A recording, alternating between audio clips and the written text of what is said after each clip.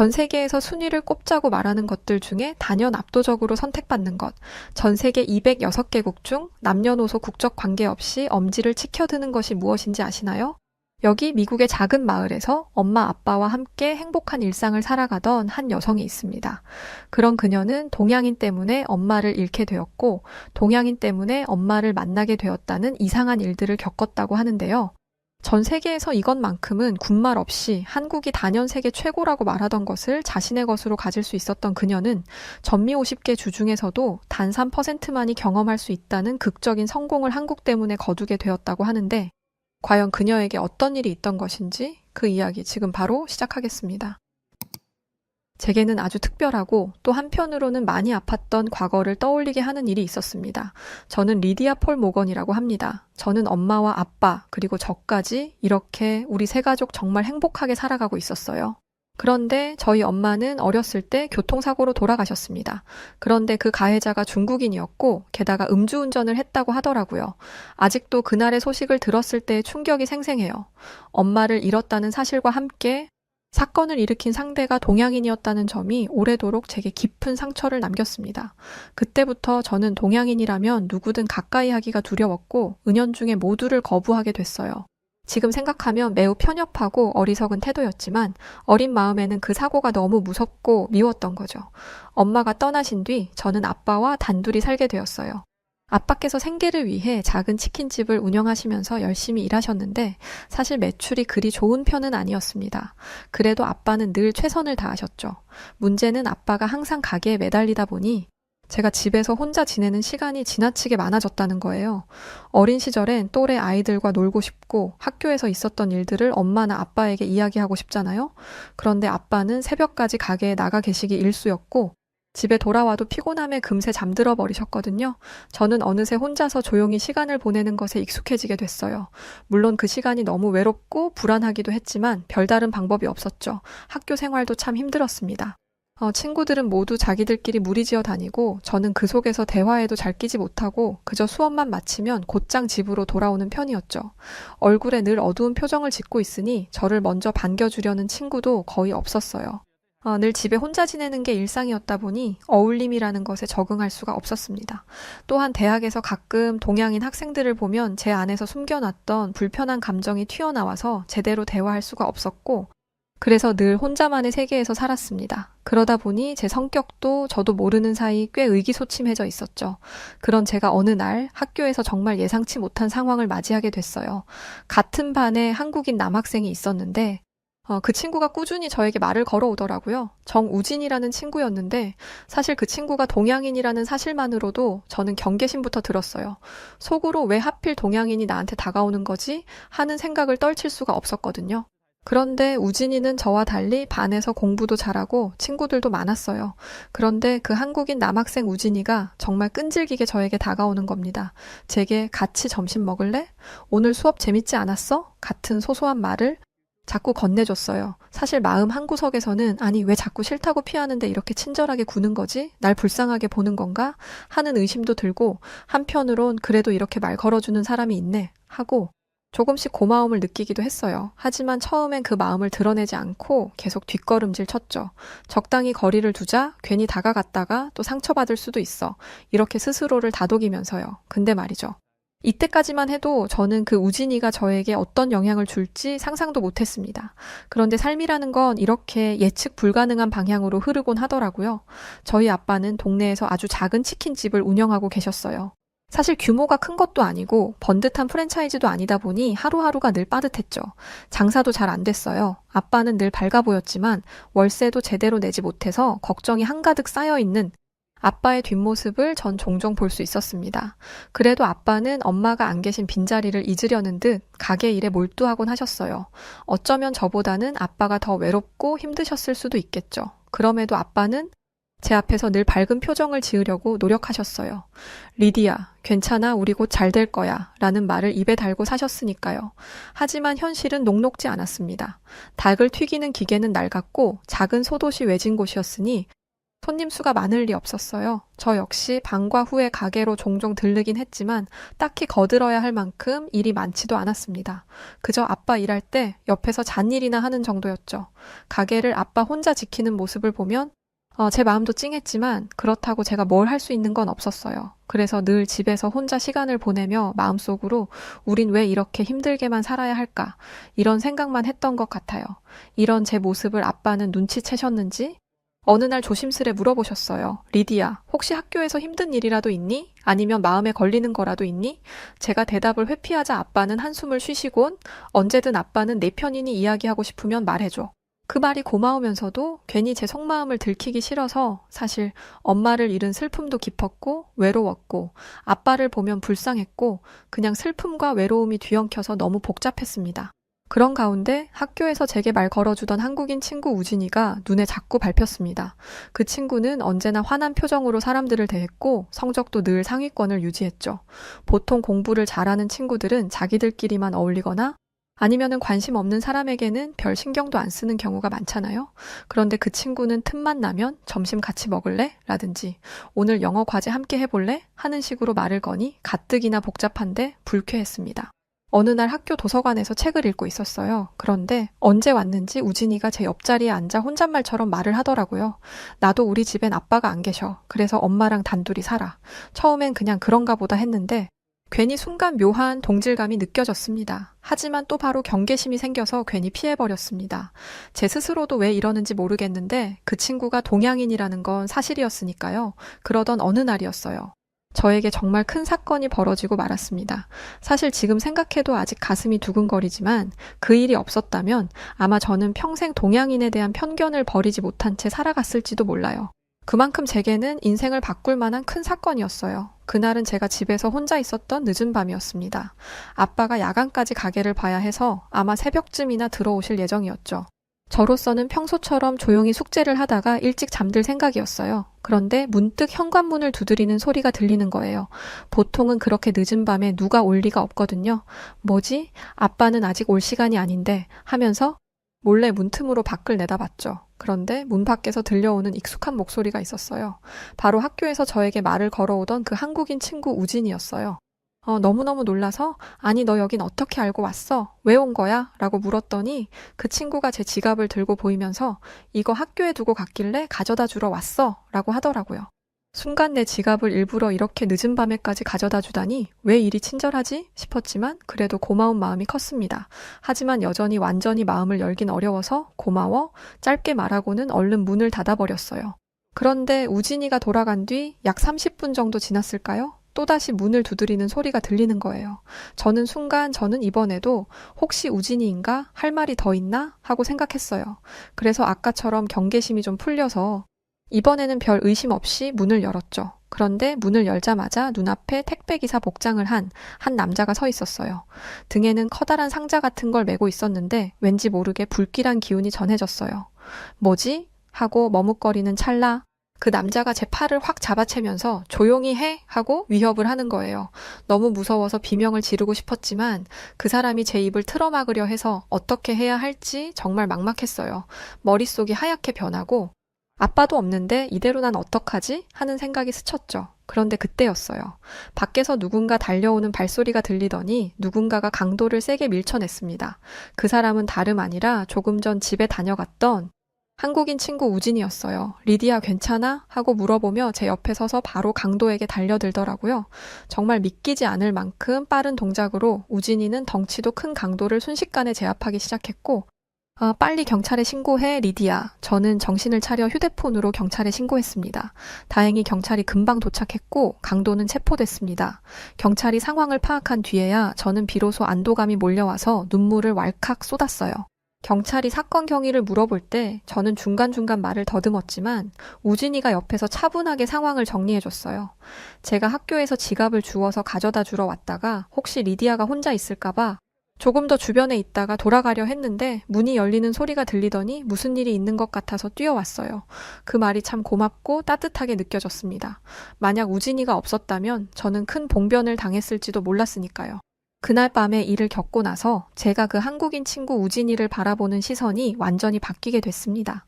처음에는 동양인이란 이유만으로 무작정 거리를 두려고 했는데 목숨을 걸고 도와준 사람에게 그런 감정을 계속 품고 있기엔 제 마음이 너무 미안했거든요. 그래서 다음날 학교에서 우진이를 만나자마자 저는 조심스레 고마움을 전했습니다. 우진아, 어제 정말 고마웠어. 나 너 덕분에 살았어. 아니야, 괜찮아. 그나저나 많이 놀랐겠다. 괜찮아? 순간 가슴이 따뜻해지는 걸 느꼈어요. 이 사건 이후로 저희 둘은 급격히 친해졌습니다. 점심도 같이 먹고 수업 끝나면 가끔 도서관에도 같이 가고 주변 사람들도 놀랄 만큼 딱 붙어 다니게 됐어요. 제게는 거의 처음 생긴 친구나 다름없어서 그저 일상적으로 함께 있다는 사실만으로도 큰 위안이 됐죠.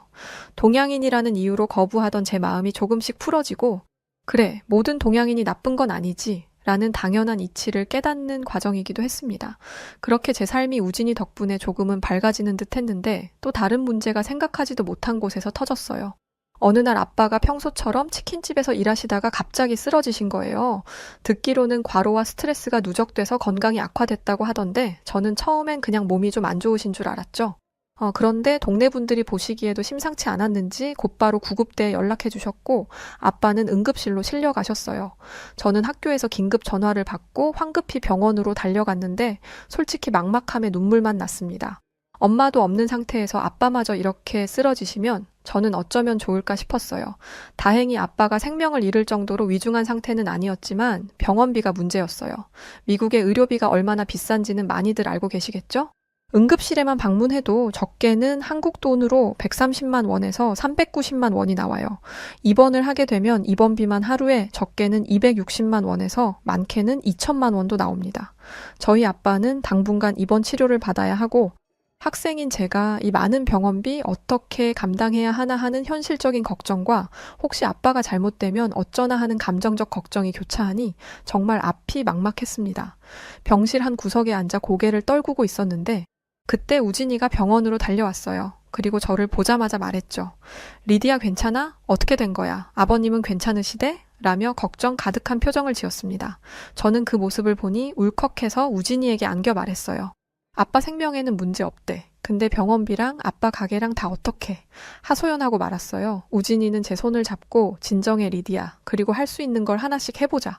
제가 부모님 없이 지내던 아픔을 조금은 이해해 줄 수 있는 친구라서 더 의지가 되더라고요. 그런데 저를 정말 깜짝 놀라게 했던 건 우진이의 어머님이셨어요. 우진이가 집에 가서 제 이야기를 했다고 하더라고요. 그러자 우진이 어머님이 직접 병문안을 오시더니 우진이한테 이야기 많이 들었어. 걱정이 많겠구나. 아줌마가 도와줄 테니까 너무 걱정 말고 우진이와 함께 학교 생활만 열심히 하고 있으면 돼. 그리고 괜찮다면 치킨집 일을 내가 좀 봐줘도 괜찮겠니? 하시는 거예요. 저는 처음엔 치킨집 그냥 닫아놓으면 되는데 굳이 혹시 아빠 가게를 훔치려는 건가? 하고 경계심이 들었지만 지금 상황에서는 그런 호의를 뿌리칠 여유도 없었습니다. 그날부터 친구 어머님이 치킨집 운영을 도와주기 시작하셨어요. 그런데 친구 어머님께서 아빠의 가게를 맡자마자 놀라운 일들이 벌어지기 시작했었어요. 우진이 어머님은 아빠의 병원비까지 일부 지원해 주셨는데 아빠의 가게까지 살려놓기 시작했었습니다. 리디야, 아줌마가 한국의 양념치킨 레시피가 있는데 그걸 만들어 볼 거야. 그리고 우진이 어머님이 만든 치킨은 아빠가 그동안 만들어왔던 치킨과는 차원이 다른 치킨이었어요. 바짝 마른 후라이드 치킨이 아줌마의 손을 거치니 통통한 후라이드 치킨으로 바뀌었고 아줌마가 만든 양념치킨과 간장치킨은 제가 태어나 처음 맛본 치킨 맛이었어요. 뭐라고 표현해야 할지 모를 정도로 정말 너무 맛있어서 한참을 놀란 사람 마냥 넋을 잃고 있었을 정도였어요. 뿐만 아니라 학교에선 우진이가 제 상황들을 선생님들에게 설명했고 급기야 학교 전체 모금 운동까지 벌였습니다. 저를 돕겠다고 자율적으로 돈을 조금씩 모아주었고 그 돈을 모아 병원비에 보태라고 건네주는데 정말 우진이와 아줌마 때문에 너무 고마워서 얼마나 울었는지 몰라요. 그렇게 우진이의 도움 덕분에 제 아빠는 무사히 치료를 이어갈 수 있었습니다. 저는 매일 병원에 들러 아빠에게 이 상황을 알려드렸어요. 아빠, 오늘은 우진이 어머님이 새로운 양념 소스를 입힌 치킨 메뉴를 만들었는데 손님들이 너무 좋아했대요. 아빠는 웃으시면서 정말 고맙구나. 내가 얼른 나와서 꼭 보답해야 할 텐데 라고 말씀하셨죠. 그러니까요. 얼른 툴툴 털고 일어나서 직접 아빠가 보답하세요 라고 장난스럽게 말하면 아빠도 고개를 끄덕이며 힘을 내시곤 했어요. 그러던 어느 날 정말 믿기 힘든 일이 벌어졌습니다. 바로 우리 동네에서 그리 유명하지 않던 아빠의 치킨집이 점차 입소문이 나고 손님들이 몰려들기 시작한 거예요. 미국의 작은 소도시 그 안에서도 외곽에 있던 저희 아빠 가게는 늘 한산하고 길을 걷는 사람을 찾아보기 힘든 곳이었어요. 그런데 우진이 어머님이 가게를 뒤바꾸어 놓기 시작한 뒤로 손님이 하나둘 늘기 시작하더니 줄까지 길게 늘어질 정도로 사람이 몰리기 시작했던 겁니다. 먼 곳에서 차까지 끌고 오는 손님들도 있었고 양손에 치킨을 가득 사서 가는 손님들도 있었어요. 우진이 어머님이 만든 한국식 후라이드 치킨과 양념치킨은 매일 생달기 동이날 정도로 인기를 끌었어요. 게다가 아줌마는 가게 운영 방식도 다르게 하셨는데요. 바로 배달이란 걸 하시기 시작했던 거예요. 물론 가게 반경 5km 안에서만 했던 거지만 미국에서는 보기 드문 시스템이었기 때문에 배달로 치킨을 받게 된 동네 사람들은 너도 나도 주문하기 시작해 가게는 엄청나게 바빠져 있었습니다. 우진이 어머니는 가게 주방에서 닭을 튀기셨고 우진이는 배달을 도맡아 가게를 살려내고 있었어요. 저도 병원에 다녀오면 가게로 바로 가서 손님들에게 서빙하는 일을 해야 했어요. 너무 바빠서 뭘 생각하고 그럴 틈이 없을 정도로 저희 가게는 인산인해를 이뤘습니다. 입소문에 입소문은 순식간에 번졌고 그 소식은 아빠가 입원해 있는 병원까지 도달했죠. 어느 날은 아빠가 입원해 계신 병원에 들렀는데 간호사분이 혹시 그 땡땡 치킨집 주인 가족이세요? 요즘 환자들 사이에서도 거기 치킨 맛있다고 소문이 자자해요 라고 말하시더라고요. 저는 순간 너무 놀라웠습니다. 아줌마는 대체 무슨 마법을 부린 걸까요? 시간이 어떻게 지나는지도 몰랐을 무렵 아빠가 회복하셔서 퇴원을 하게 되었습니다. 퇴원하시던 날 저는 병실 앞에서 기다리고 있다가 아빠를 보자마자 아빠 이제 괜찮아? 맨날 병원에 누워만 있더니 살이 좀 찐 것 같은데? 라고 장난스럽게 안겼습니다. 그렇게 아빠가 병실에서 나오자마자 병실 앞에 서 있던 우진이를 안아주셨어요. 그리고는 우진이에게 아빠는 말했죠. 고맙구나 우진아. 네가 우리 딸의 가까운 친구여서 너무 감사하고 너희 어머님께 정말 고맙구나. 별 말씀을요. 리디아는 저에게 누구보다 소중한 친구인데요. 당연히 도와야죠. 그나저나 이렇게 회복하셔서 정말 다행이에요. 그 모습을 옆에서 지켜보는데 우진이가 너무 멋져 보였습니다. 눈물도 흘렀죠. 아빠는 바로 가게에서 바쁘게 계신 어머님께 감사 인사를 하고 싶다며 가자고 하셨어요. 가게에 다다르자 길게 늘어선 줄에 아빠는 깜짝 놀라셨죠. 아니, 어떻게 이런 일이? 그때였어요. 먼 발치 가게에서 나오시는 우진이 어머님을 볼 수 있었습니다. 우진이 어머님은 줄을 서고 있던 손님들에게 오늘 준비한 생달기 모두 소진돼서 내일 다시 오라는 말과 함께 해산시키기 시작했어요. 그러다 저희를 발견하셨죠. 아빠는 성큼성큼 우진이 어머님에게 다가가 고개를 숙였습니다. 정말 고맙습니다. 덕분에 회복할 수 있었고 저희 부족한 딸을 친딸처럼 도와주셔서 정말 뭐라고 말을 해야 할지 이 은혜를 어떻게 갚아야 할지 모르겠습니다. 정말 고맙습니다. 아니요, 괜찮아요. 리디아는 정말 좋은 아이예요. 그리고 늘 집에서 심심했는데 이렇게 오랜만에 일도 하니 재밌고 좋았습니다. 저 역시 덕분에 즐겁게 지낼 수 있었어요. 우진이 어머님은 한국에서 치킨집을 운영하셨던 분이셨다고 하더군요. 어쩐지 치킨 맛이 보통이 아니었는데 아빠도 아줌마의 치킨을 맛보곤 한동안 너무 놀라서 오마이갓만 몇 번을 외쳤는지 몰라요. 그렇게 아주 자연스럽게 저와 아빠 그리고 우진이와 우진이, 어머님 이렇게 우리 넷은 가게에서 함께 일하게 되었습니다. 학교에서 수업이 끝나면 가게로 우진이와 같이 와서 저는 간단한 계산을 도왔고 우진이는 서빙을, 주방에선 아줌마가 자리했고 아빠는 배달을 거들었어요. 그동안 제 이름을 붙여 리디아 치킨집이라 불렸던 초라했던 가게는 한국 치킨을 파는 별난 맛집 가게라는 식으로 재미있게 불러주셨고 그게 또 계속 홍보가 되면서 손님이 끊이지 않았죠. 그런데요, 이렇게 좋은 분위기 속에서 놀라운 일이 또 하나 벌어졌어요. 바로 제 아빠와 우진이 어머님이 저희가 학교에 간 사이 서로 점점 가까워졌다는 거예요. 처음 그런 느낌을 받았을 때 살짝 아빠에게 질투감을 느꼈어요. 왜냐면 저는 우진이를 생각보다 남자로서 좋아했었거든요. 그런데요, 막상 두 분이 식사를 같이 하거나 서로를 챙겨주는 걸 보면 뭔가 묘한 느낌이 들더라고요. 돌아가신 우리 엄마가 하늘에서 우진이 어머님 모습으로 다시 찾아오신 걸까? 하는 생각도 들고 한편으로 예전에 볼 수 없던 아빠의 밝은 미소를 보게 되니 저도 그냥 그 순간이 행복하다는 마음도 들었습니다. 제게는 그동안 엄마 없는 집이라는 슬픔이 크게 자리 잡고 있었는데 아줌마가 저한테 마치 딸을 대하듯 따뜻하게 대해주시는 걸 보며 많은 위안을 받았거든요. 그리고 저와 비슷하게 아빠가 안 계셨던 우진이도 우리 아빠와 친밀해져서 마치 아빠와 아들의 모습처럼 보이기도 했고요. 아빠와 아줌마는 가게에서 함께 일하시면서 서서히 가까워졌던 거죠. 처음엔 단지 좋은 사람으로서 서로를 돕는 사이였는데 어느 순간부터인가 두 분의 마음속에 이성으로서의 감정이 올라왔던 모양입니다. 마침내 어느 날 아빠가 저를 불러 앉혀놓고 말씀하셨어요. 리디야, 나 사실 너한테 할 말이 있는데. 저는 내심 알고 있었죠. 아빠가 무슨 말을 할지 말이죠. 그래서 모른 척하고 아빠의 말을 끝까지 들었습니다. 이분이 널 얼마나 신경 써주시는지도 봐왔고 또 나에게도 큰 힘이 되어줬어. 너만 괜찮다면 난 다시 우진이 어머니와 함께 가정을 이루고 싶은 마음이 크구나 라고 털어놓으셨죠. 그 말을 듣는 순간 저는 순간 울컥했어요. 엄마를 잃고 나서 아빠가 그토록 힘들어 하시던 모습이 떠올랐거든요. 그래서 제가 아빠가 행복해지실 수 있다면 전 응원해요. 나는 너무 좋아. 라고 대답했습니다. 아빠는 제 손을 꼭 잡으며 정말 고마워 리디야. 아빠를 이해해줘서. 그렇게 시간이 흐르고 모든 게 순조롭게 진행돼서 결국 아빠와 우진이 어머님은 결혼식을 올리셨어요. 규모가 큰 식은 아니었지만 저와 우진이 그리고 가게에서 알게 된 지인들 몇몇과 동네 사람들까지 작게 모여서 축하하는 자리였죠. 그날 저는 우리 아빠와 아줌마, 아니 이제 저희 엄마가 맞겠죠. 결혼하는 모습을 보면서 참 정말 인생이란 알 수 없는 거구나. 엄마가 떠난 뒤로 한 번도 상상해보지 못한 장면이 이렇게 펼쳐지다니. 늘 우울감에 외롭고 괴로웠는데 너무나 좋은 엄마가 생기고 소중한 내 형제가 생기다니 하고 이 상황을 보면서도 어리둥절했습니다. 그리고 결혼식이 끝난 뒤 이제 저는 진짜 한국인 어머님과 한국인 형제를 함께 가지게 된 거예요. 제게는 너무 낯설고도 따뜻한 변화였죠. 그리고 당연하게도 가게는 가족으로 맺어진 힘이 더해져서인지 더욱 활기가 돌았어요. 돈도 많이 벌었고요. 당연히 저희 가게는 더 커졌고 가게를 돕는 직원분들도 생겼습니다. 배달도 반경 5km만 했던 걸 더 늘려 2배인 10km까지 늘렸죠.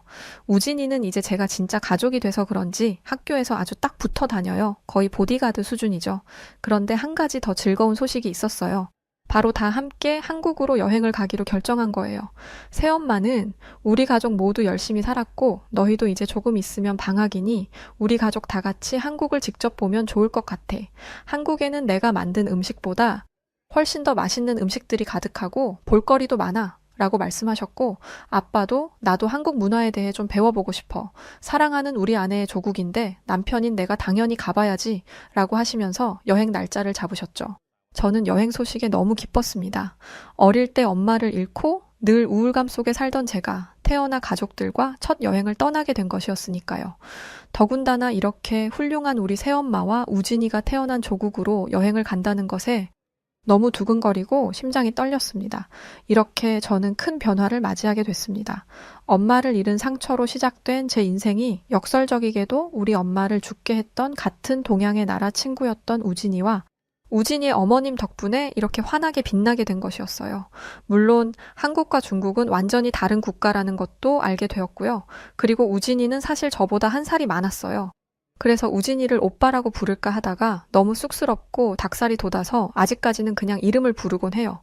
우진이도 언젠가 내가 장난치듯 오빠 하고 불렀더니 소름 돋는다며 그냥 평소처럼 이름을 부르라고 하더라고요.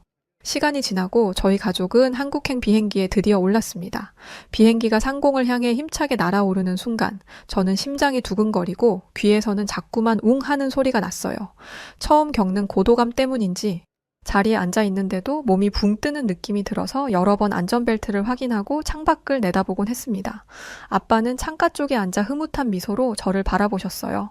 얼마 후 기내 방송으로 곧 기내식이 나옵니다. 라는 안내가 나오자 저는 살짝 들뜬 마음에 아빠 옆구리를 쿡쿡 찔렀어요.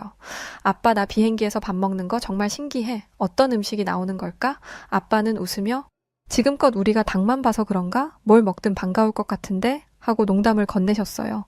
그때 우진이가 뒷좌석에서 한국 비행기 기내식도 맛있어. 난 불고기 덮밥 시킬 건데 너도 먹어봐. 진짜 맛있을 거야. 하고 장난스럽게 말했죠. 그리고 꽤 오랜 시간이 지난 뒤 인천공항에 무사히 도착했습니다. 비행기에서 내려 공항 터미널 안으로 들어서는 순간 아빠와 저는 너무 놀랐어요. 그 뭐라고 말해야 할지 모르겠지만 그 웅장함에 뭔가 압도되는 기분이었거든요. 드디어. 여기가 정말 한국이구나. 공항 주변에는 수많은 외국인들이 있었고 뭔가 생동감 넘치는 이곳이 꼭 다른 세상인 듯 느껴졌습니다. 도착한 곳은 새엄마의 옛집이었는데 25층짜리 아파트였어요. 맨날 미국에서 주택에서만 지내다가 이렇게 높은 건물에 있는 집을 태어나 난생 처음 가봤습니다.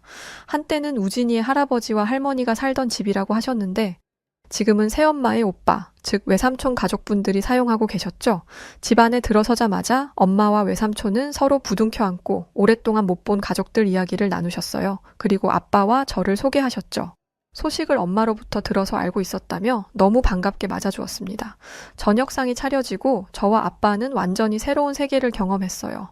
밥, 국, 그리고 각종 반찬이 가득한데 종류가 너무 많아 일일이 말로 설명하기 힘들 지경이었어요. 김치, 장아찌, 나물, 전, 갈비찜까지 미국에서 새엄마가 해준 한국 음식들을 맛본 적은 있었지만 한국의 음식이 이렇게 다양한지 몰랐습니다. 특히나 갈비찜은 정말 달고 새초롬한 맛이 너무 맛있어서 여자면 좀 차분하게 먹어야 하는데 그냥 막 개걸스럽게 먹어치웠어요. 그 모습을 보고 우진이 오빠가 옆에서 킥킥대고 놀리며 웃었죠. 저는 그냥 한국에서 보내는 그 시간이 너무 행복했습니다. 이렇게 좋은 분들이 나의 가족이 되고 이렇게 좋은 국가가 내 가족이 되었다는 생각을 하니까 너무 마음이 좋아서 날아갈 것 같다는 표현이 딱 맞는 느낌이었어요. 아마 조금 더 시간이 흐르고 나면 우리는 다시 미국으로 돌아가서 일상으로 복귀해야겠죠. 하지만 그 전에 가능한 많은 한국을 느끼고 많은 걸 배워가고 싶어요. 그리고 돌아가서도 이 경험을 또 다른 친구들에게 또 주변 사람들에게 나누면서 보다 풍요로운 일상을 만들어 나갈 거예요. 아빠도 저와 같은 생각이겠죠? 어릴 적 엄마를 잃고 동양인을 미워하던 제가 결국 다른 문화와 한국이란 나라의 사람들을 받아들이고 사랑하게 되기까지 많은 일들이 있었지만 돌아보면 모든 순간이 저를 성숙하게 만들어준 소중한 과정이었습니다. 그래서 더 이상 편견에 갇히지 않고 눈앞에 펼쳐진 세상을 기쁜 마음으로 마주하려고 해요. 한국에서의 이 멋진 여행을 통해 저는 한층 더 성장할 수 있을 거라고 생각해요. 그리고 그 성장의 발판을 마련해준 우리 가족에게, 특히 우리 엄마와 우진이, 그리고 아빠에게 다시 한번 마음 깊이 고마움을 전하고 싶습니다. 엄마, 아빠, 우진아, 우리 행복하게 평생 함께하자. 여기 유럽에서 온 여성이 흰 가운을 입고 있는 남성과 대치한 채 기분 나쁜 기색을 표현하고 있습니다. 대체 이 남성이 무슨 행동을 했길래 이렇게 화가 난 걸까요? 안녕하세요. 저는 스웨덴에서 디자이너 일을 하고 있는 다니엘이라고 합니다. 스웨덴은 북유럽에 속해 있는 나라인데 아실지 모르겠지만 북유럽은 디자이너들의 선망의 대상이에요. 디자이너들이라면 누구나 북유럽에서 일해보기를 바라고 북유럽 회사들과 협업한 경력은 뛰어난 경력으로 인정받을 수 있죠. 그래서 저도 스웨덴에서 이름을 알리는 디자이너가 되고 싶었어요. 남들보다 더 유리한 위치에 있다는 자신감도 있었습니다. 아무래도 다른 나라에서 온 사람들보다야 스웨덴 본토 사람인 제가 더 나을 거라고 생각했거든요. 하지만 그건 제 아니란 생각이었습니다. 세계는 넓고 뛰어난 인재는 넘쳐났어요. 아무리 스웨덴에서 나고 자란 사람이라 하더라도 그들과 경쟁해야 하는 건 분명했습니다. 게다가 해외에서 오는 사람들은 유학은 기본에 자국에서 엄청난 커리어를 쌓은 상태이기 때문에 초짜 디자이너인 제가 어찌 해볼 상대들이 아니었어요. 이런 사람들 중에서 제가 봤던 가장 뛰어난 사람은 바로 한국에서 온 피터 씨였습니다. 그는 저에게 아주 긍정적인 자극을 많이 주었는데 피터 씨는 정말 성실하고 뛰어난 사람이었어요. 우선 해외 취업은 유학이 기본이라는 인식이 있는 이쪽 계열에 유학 경험 없이 디자이너로 초빙받아온 유일한 사람이었습니다. 게다가 디자인 감각도 굉장히 뛰어났어요. 하지만 많은 사람들이 입을 모아 걱정하는 것들이 있었습니다. 외국 대학에서 유학을 했다거나 인턴이나 직원 생활을 해본 적이 없으니 서양 문화권의 사람들 사이에 잘 섞일 수 있을까 하는 것이었죠. 하지만 피터 씨는 그 누구보다 잘 섞여 들었습니다. 디자이너라고 해서 디자인만 잘해서는 안 됩니다. 어쨌든 다른 사람들과 함께 일하는 것이기 때문에 인간관계 능력도 좋아야 했고 직급이 올라갈수록 신경 써야 하는 것도 많았어요. 그러면서 자연스럽게 디자인과는 멀어지는 사람들이 대다수인데 피터 씨는 관리직으로서 해야 하는 일도 충실히 수행하면서도 디자이너로서의 정체성을 잃지 않았습니다. 갓 들어온 인턴이었던 저는 한국에서 온 피터 씨의 모습을 보면서 많은 것을 느꼈어요. 또 마음이 굉장히 따뜻한 사람이라 인간적으로 존경하는 마음이 들었습니다. 저희 회사는 멘토링 시스템이라고 해서 한 달에 한 번 인턴들에게 원하는 사람과 면담을 할 수 있는 기회를 주는데요. 저는 당연히 피터 씨를 선택했습니다. 경쟁률이 셀 거라고 생각했는데 아무도 없더라고요. 알고 보니 피터 씨가 워낙 바쁘다 보니 암묵적으로 피터 씨를 선택하지 않는다는 룰이 있었습니다. 뒤늦게 이 사실을 알고 멘토를 바꾸려고 했는데 피터 씨가 흔쾌히 저를 만나주겠다고 했다더라고요. 저는 면담을 통해 피터 씨가 어떻게 유학 없이 저희 회사에 올 수 있게 되었는지 듣게 되었습니다. 피터 씨는 한국의 작은 회사부터 시작하여 한국의 글로벌 기업에 가기까지 뚜렷한 목표를 두고 꾸준히 노력했다고 합니다. 그러면서 본인의 포트폴리오를 보여주었는데 누가 봐도 초보티가 물씬 나는 작업물부터 시작된 포트폴리오에는 정성이 담겨 있었어요. 저는 그 모습에 감명을 받고 피터 씨가 해왔다는 과정을 그대로 따라가기 시작했습니다. 피터 씨는 그러면서 한국에 있는 작은 회사부터 자신이 시작한 것에는 이유가 있다면서 저에게 일머리는 배울 수 있겠지만 자신이 한국에서 한국인들로부터 배운 감각과 완벽에 가까운 효율성은 한국에 가지 않는 이상 어려울 거라고 하셨어요. 피터 씨의 말에 저는 한국이라는 나라가 문득 궁금해지더라고요. 그래서 피터 씨가 한 대로 뚜렷한 목표를 잡았어요. 그건 바로 한국에 있는 회사에 가서 일을 하는 것이었습니다. 제가 가장 존경하는 인물인 피터 씨를 가장 많이 성장시켜준 회사에 가서 저 또한 성장하고 싶었거든요. 그렇게 꾸준히 노력하다 보니 인턴을 마칠 때쯤 한국의 회사로부터 연락을 받았습니다. 한국 회사에 취업한 것은 아니었고 1차적으로 협업을 해보고 싶다는 연락이었어요. 아직 초짜 디자이너였기 때문에 한국의 회사에 집과 차를 해달라던지 돈을 많이 달라던지의 이야기는 하지 못했습니다. 회사의 입장에서는 제가 안 된다면 다른 디자이너에게 연락하면 될 일이었으니까요. 저는 비행기표와 약간의 정착 지원금을 받는 것에 만족하며 한국으로 향했습니다. 한국은 정말 아름다운 나라더라고요. 특히 서울은 제가 본 나라 중에 가장 세련된 도시였습니다. 특히나 한국에 도착했을 때 처음 접한 한국의 인천공항은 살면서 여지껏 봤던 공항들 중에서는 압도적으로 크고 웅장하다는 생각이 들 정도였어요.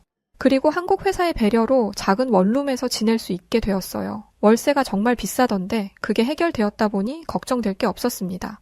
계약금은 생활비로 써야 했고 작업이 마무리되어야 잔금을 받기 때문에 한동안은 허리를 졸라매어야 했지만 한국에서 경험을 쌓을 수 있는 것만으로도 감사한 일이었어요. 그런데 한 가지 문제가 생겼습니다. 회사에서 일을 하면서 생겼던 문제는 아니었고 다른 문제가 생긴 거였어요. 첫 회의를 하는 날 잠시 쉬고 있는데 한국인 직원이 제게 와서 대뜸 시력 얘기를 하더라고요. 왜 그런 걸 묻냐고 하니 회의를 할 때 자꾸 인상을 쓰면서 글을 읽는데 안경이 불편해 보여서 물어본 거라고 했습니다. 저는 시력이 굉장히 안 좋아서 안경을 쓰고 있어요. 안경을 벗으면 일상생활이 불가능할 정도죠. 이렇게 이야기를 했더니 직원은 그럼 안경을 바꾸는 게 어떻겠냐고 말했어요. 저는 괜찮다고 말했습니다. 여태까지 잘 써왔으니까요. 그런데 직원은 계속해서 왜 안경을 바꾸지 않느냐고 여러 번 되물었습니다.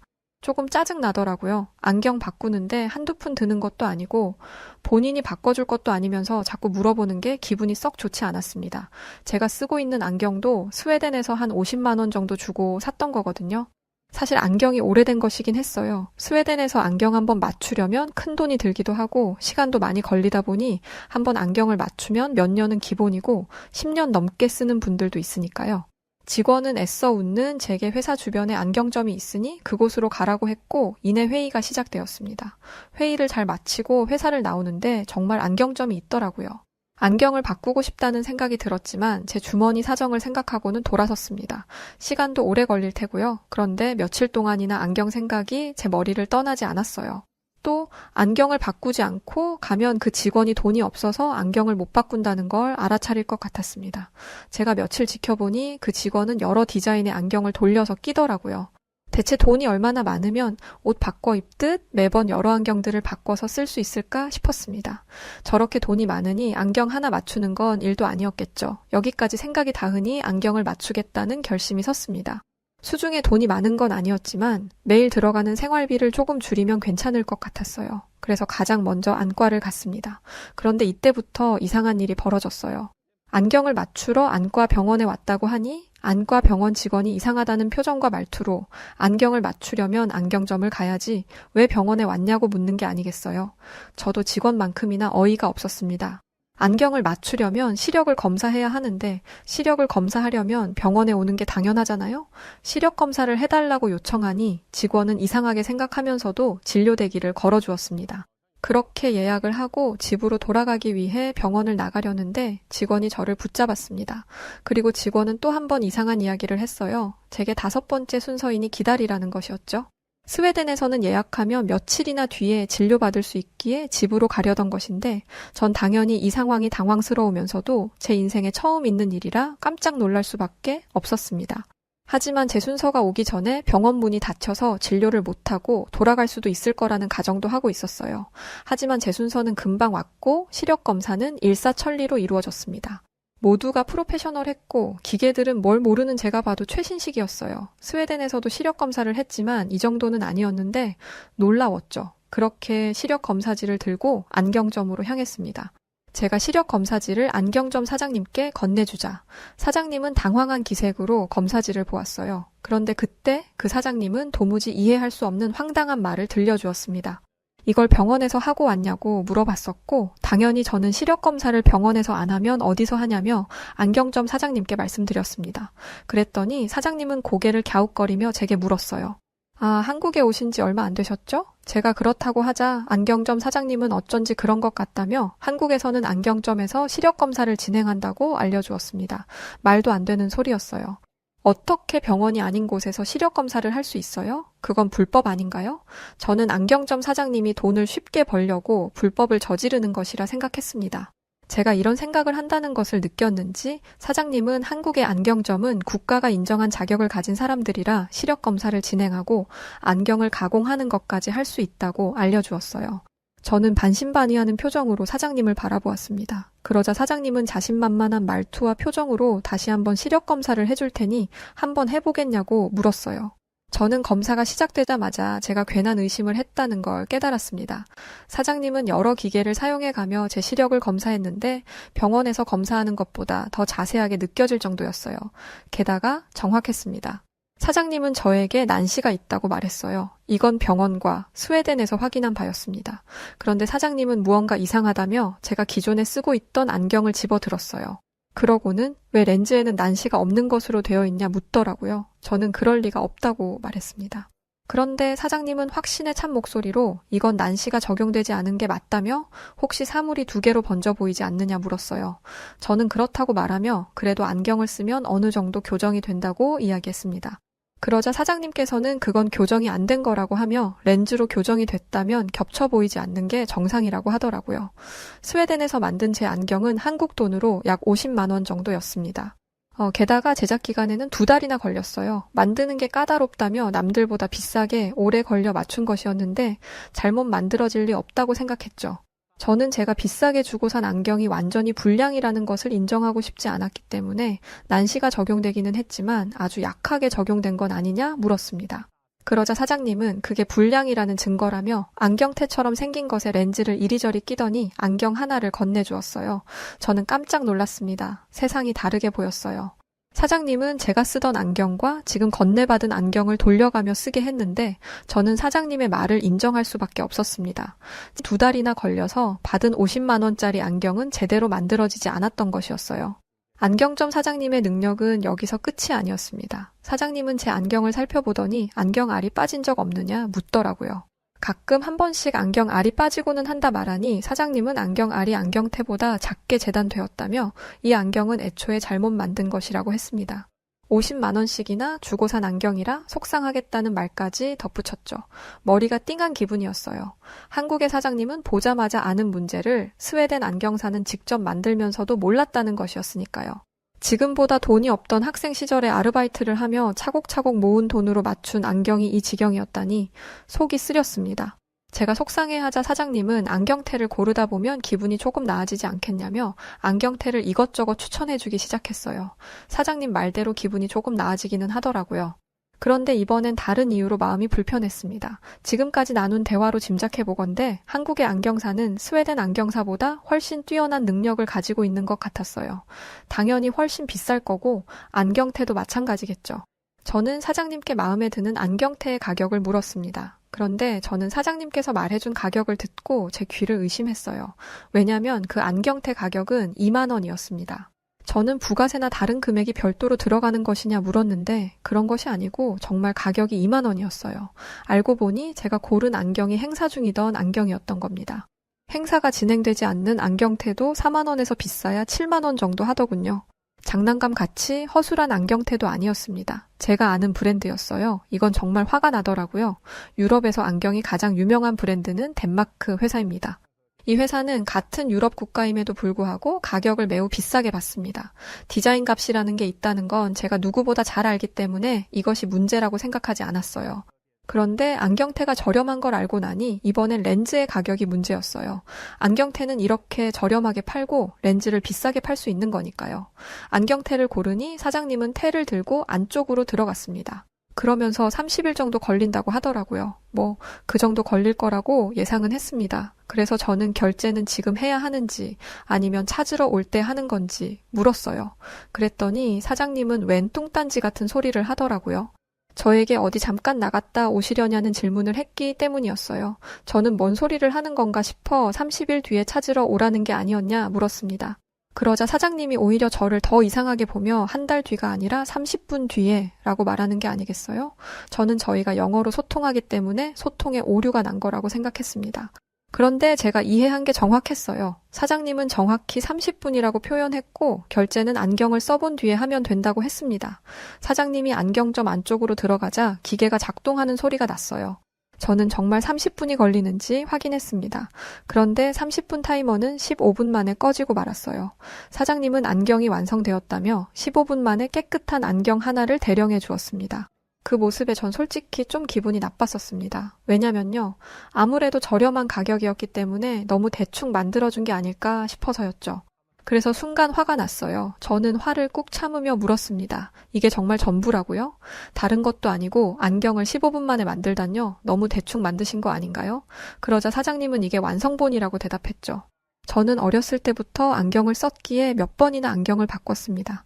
저희 집안 사람들도 안경을 하나씩 가지고 있죠. 그중 누구도 당일에 안경을 만들어서 받은 적이 없어요. 그런데 15분이라니요. 정말 말도 안 되는 일이었습니다. 안경점에 들어와서 시력 검사를 하고 이 안경을 받기까지 1시간도 채 걸리지 않았습니다. 저는 안경점 사장님이 말을 번지르르하게 해서 제가 외국인이라고 절 속이고 대충 만든 안경을 팔아 치운다고 생각했어요. 그래서 사장님에게 제가 외국인이라고 이런 식으로 속여 파시려고 하는 건 잘못된 거 아니냐면서 사장님에게 따지듯 말하고 말았습니다. 그러자 그 친절하던 사장님이 처음으로 인상을 찌푸렸어요. 그러면서 제가 외국에서 온 외국인이라는 건 알고 있다면서 유럽이 어떤 식으로 안경을 만드는지도 알고 있다고 말씀하시더니 오해가 있는 모양인데 이런 말은 제가 지금 만든 이 안경을 써보고 해달라고 하셨습니다. 사장님의 강단 있는 행동과 말에 움찔한 저는 가만히 안경을 집어들어 썼습니다. 그리고 안경을 쓰자마자 얼굴이 시뻘겋게 달아오르는 걸 느꼈어요. 저는 안경을 쓰자마자 사장님에게 허리를 숙여 사과했습니다. 그러자 사장님은 매우 당황하며 제게 사과받고자 한 말은 아니라면서 되려 제게 미안해 했습니다. 저는 제가 100번 잘못했음을 인정하며 사장님이 만들어준 안경을 쓰고 고개를 들어 주변을 둘러보았어요. 제 눈앞에 새로운 세상이 펼쳐진 것 같았습니다. 제가 지금까지 쓰고 다니던 안경은 쓰레기였어요. 쓰레기와 다름없는 안경을 쓰고 다녔으니 계속해서 시력이 나빠지는 건 당연한 일이었죠. 겹쳐 보이는 것도 없고 너무 편했어요. 사장님은 안경이 익숙해지는 시간이 필요할 거라고 이야기했는데 얼마나 제 눈에 딱 맞는지 그런 시간은 전혀 필요하지 않겠더라고요. 이 정도 되면 가격은 얼마가 됐든 괜찮을 것 같았습니다. 이런 안경을 하루 만에 만든 것만으로도 충분했어요. 새로운 안경을 가지고 내일부터 일을 한다면 작업이 훨씬 잘 될 것 같았거든요. 결제를 하려는데 놀라운 건 여기서 그치지 않았습니다. 저는 가격을 듣고 몇 번이나 내내를 반복했어요. 안경테를 포함한 전체의 가격이 7만 원이었기 때문입니다. 게다가 제 안경은 압축까지 한 것이었습니다. 스웨덴에서는 압축을 한 번 할 때마다 엄청난 금액을 추가로 청구했는데 그걸 적용하고서도 7만 원이라니요. 대체 한국은 어떤 나라인 거죠? 분명 재료비와 인건비가 들 테고 임대료도 나올 텐데 제가 너무 놀라 멍하게 있자 사장님은 한국에서는 보통 이 정도 한다며 외국인이라고 사기치는 거 아니니 걱정하지 말라고 말해주었습니다. 제가 여전히 정신을 차리지 못하자 렌즈 압축을 더하거나 시력이 매우 특수한 경우라면 공장에 가는 경우도 있다고 했어요. 그건 최대 일주일이나 걸리기 때문에 이 부분은 염두에 두어야 한다고 말했고요. 아마 제가 모든 곳이 다 이런 식으로 적용되는 건 줄 알고 오해하지 않길 바랬던 것 같아요. 나중에 이 사실을 알고 실망하지 않았으면 하는 마음의 한 말이었겠지만 이 사실을 뒤늦게 알았더라도 제가 실망할 일은 없었을 겁니다. 저렇게 복잡한 공정을 하는데도 최대 일주일이라니 이게 말이나 되는 소리인가요? 스웨덴을 비롯한 다른 나라들은 공장에 가려면 해외로 물건을 보내야 합니다. 저는 제가 알고 있던 세상이 전부가 아니라는 것을 느끼며 놀라움에 입을 다물지 못했어요. 사장님에게 카드를 건네준 뒤 정확하게 7만 원이 결제되었습니다. 저는 지금까지 쓰고 있던 안경을 버려달라고 말했어요. 그렇게 인사를 하고 나가려는데 사장님이 저를 붙잡았습니다. 이게 다가 아니라면서 코 받침과 귀에 거는 부분을 만져주더라고요. 이렇게 세심하게까지 손님을 대해주다니. 지난날 한국에서 온 피터 씨에게 한국인들의 직업의식에 대해 들은 적이 있었어요. 한국인들은 자신이 하는 일에 책임감을 가지고 일하는 것을 굉장히 중요하게 생각한다고 했습니다. 그래서 자신의 손이 대운 일들이 항상 최고이길 바란다고 했죠. 솔직히 사장님은 자신이 할 일을 다 했습니다. 이렇게 빠른 시간 안에 최고의 결과를 만들어줬으면 더 이상 귀찮은 일을 안 해도 괜찮아요. 하지만 사장님은 끝까지 세심한 부분까지 챙겨주었죠. 그런데 놀라운 건 여기서 다가 아니었습니다. 안경 위치를 맞추고 있는데 누군가가 들어오더라고요. 안경을 교정한 뒤 잠시 머물며 그들을 지켜보았는데 그 사람은 안경을 새로 맞춘 사람이 아니었습니다. 그 사람은 사장님에게 자신의 안경을 건네주었고 사장님은 무슨 물이 들어있는 기계에 안경을 담갔습니다. 물이 담긴 기계에 안경을 담그다니 뒤로 넘어갈 일이었지만 사장님에게 대한 신뢰가 쌓인 상태였던지라 믿고 그 상황을 지켜보았어요.